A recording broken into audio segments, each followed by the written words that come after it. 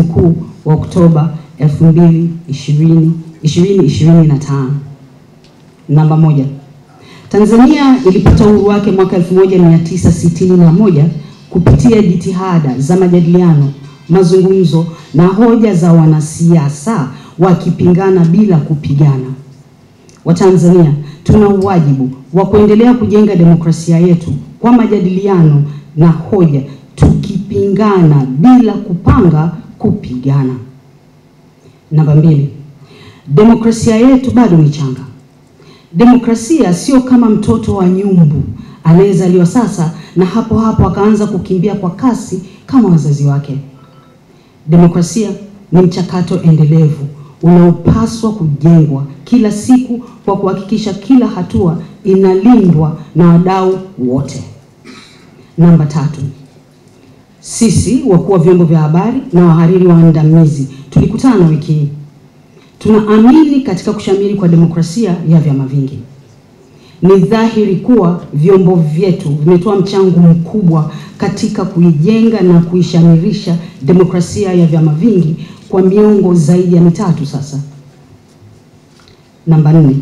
Tuliripoti na hata kuandika tahariri pale vyama vya siasa viliposuguana, hasa nyakati za uchaguzi, na kusababisha vurugu kama ilivyowahi kutokea Zanzibar mwaka 2001 baada ya uchaguzi mkuu. Namba 5. Aidha, kwa muda mrefu vyombo vyetu vya habari vimeripoti sana matukio ya vurugu, uvunjifu wa amani, vita vya wao kwa wao na hata mauaji ya kimbari kwenye mataifa mbalimbali ya Afrika yaliyoathiriwa na siasa chafu na kuingiliwa na maadui wa nje. Kwa maneno mengine, machafuko, mateso na mauaji ya wananchi wasiokuwa na hatia katika nchi hizo yalisababishwa na ubinafsi wa vikundi vya wanasiasa walioamua kutumia propaganda za kugawa watu bila kujali maslahi mapana ya mataifa yao. Na ni dhahiri kuwa mataifa makubwa yakiwemo ya wakoloni yamekuwa yakichangia kuvuruga amani kwenye mataifa ya Afrika ili kuendeleza maslahi yao ya kiuchumi. Namba 6. Katika siku za hivi karibuni hapa Tanzania tumesikia kauli zinachochea chuki na shari, jambo ambalo halihakisi kabisa utamaduni wa Mtanzania.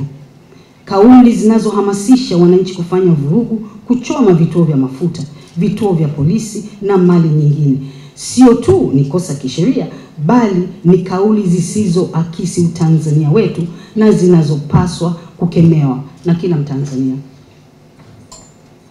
Namba 7.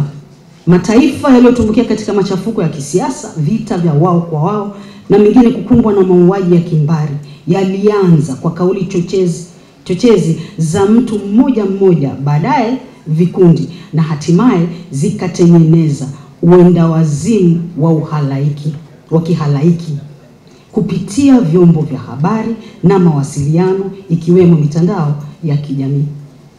Namba 8.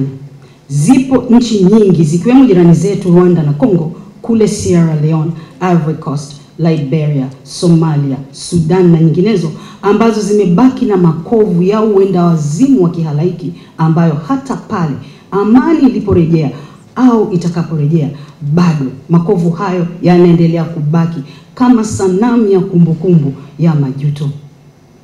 Namba 9.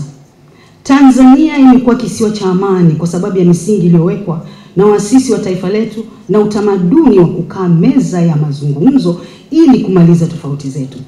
Na kwa sababu hiyo, kwa miaka mingi Tanzania imekuwa ni makazi ya matumaini kwa wakimbizi wanaokimbia machafuko ya kisiasa na vita katika nchi zao.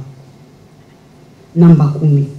Hivyo basi wa Tanzania, kwa umoja wetu tukatae kuhudhuria karamu ya uchochezi wenye lengo la kutushawishi kulewa uendawazimu wa kihalaiki ambao unaweza kulisambaratisha taifa letu kama ilivyotokea kwa mataifa mengine. Namba 11. Sisi wakuu wa vyombo vya habari na wahariri waandamizi tunaungana na viongozi wa dini na makundi mengine yaliyojitokeza kusisitiza umuhimu wa kutunza amani tunapoelekea kwenye uchaguzi mkuu wa tarehe 29 Oktoba.